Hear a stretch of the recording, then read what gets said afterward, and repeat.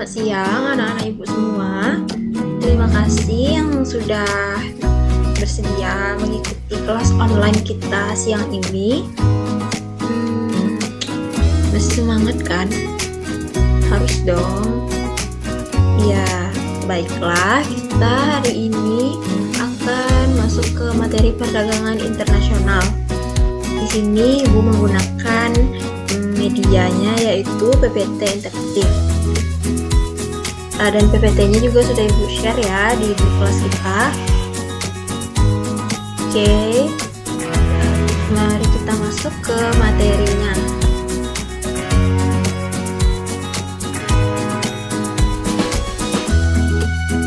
Baik, kita masuk ke materi pertama yaitu pengertian perdagangan internasional.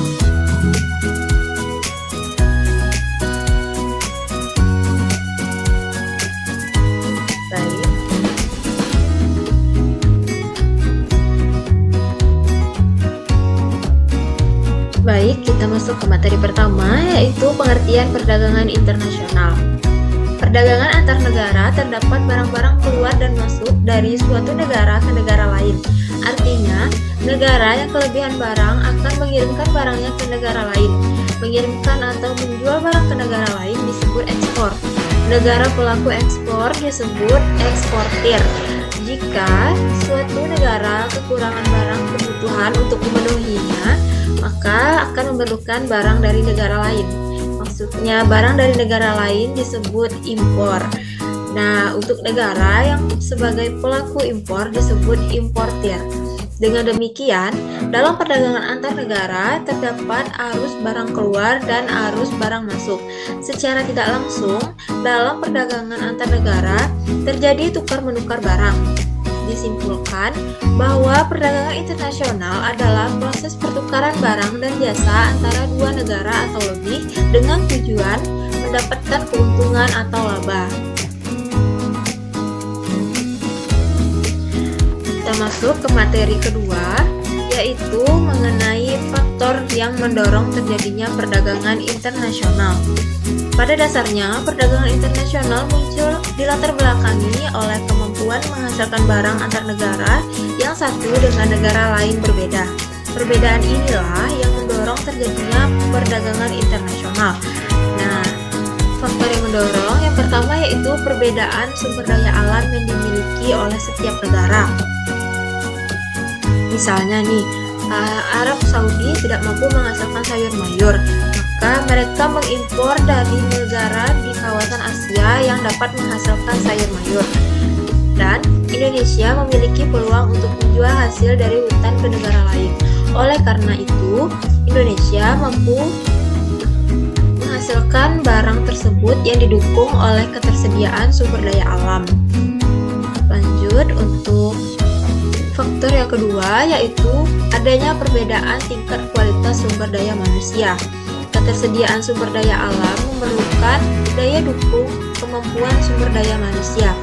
Suatu negara yang mempunyai sumber daya manusia yang dilihat terutama dari segi kualitas, maka akan menghasilkan barang dan jasa dengan mutu atau kualitas yang lebih baik juga.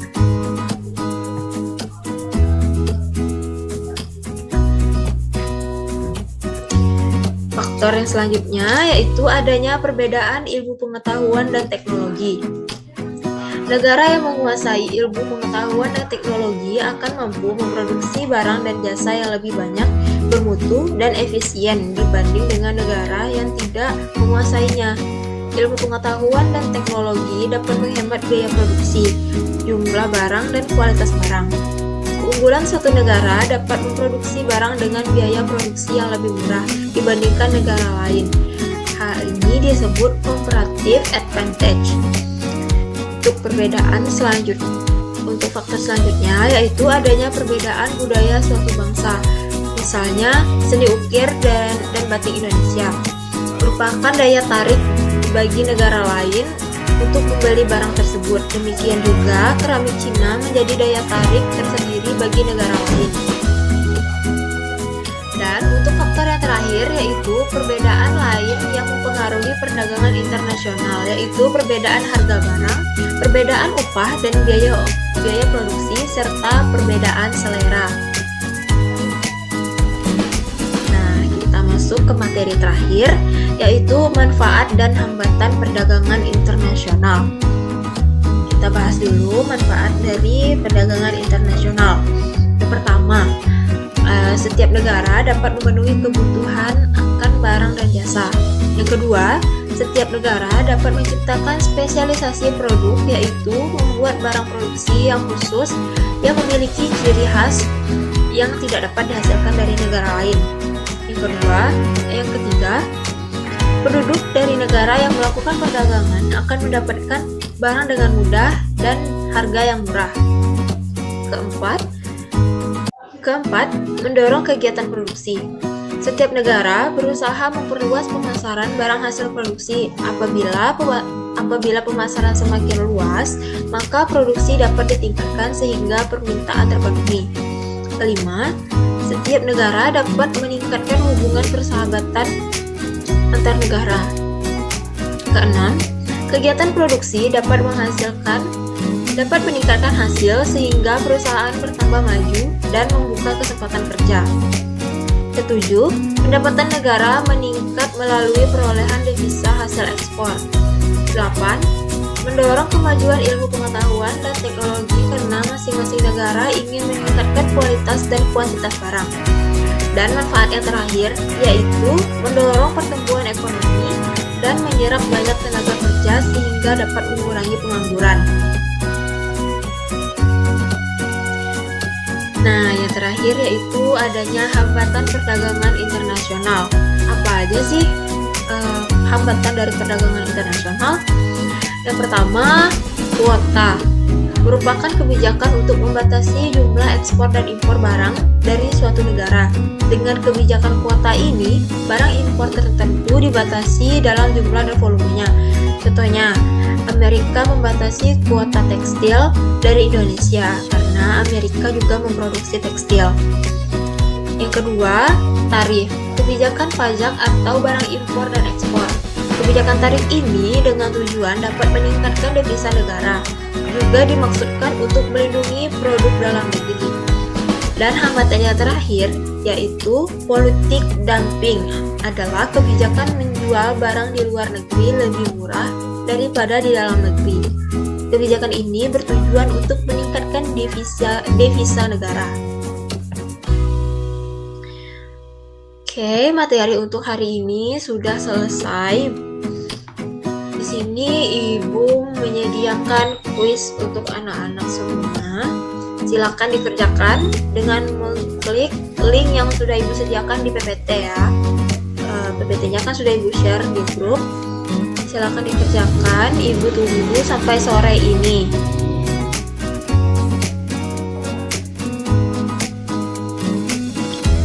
Baik, untuk materi hari ini. Nah, ini rangkuman dari materi kita hari ini. Bisa anak-anak Ibu baca sendiri ya. Silakan dibaca ulang materinya hari ini. Jika ada yang kurang dipahami atau ada yang tidak mengerti, bisa ditanya di grup WA atau sebaiknya di grup WA saja ya, untuk kita berdiskusi bersama dengan teman-teman lainnya. Jadi teman-teman yang lainnya ikut mengerti. Oke, demikianlah materi hari ini. Lebih dan kurang Ibu minta maaf.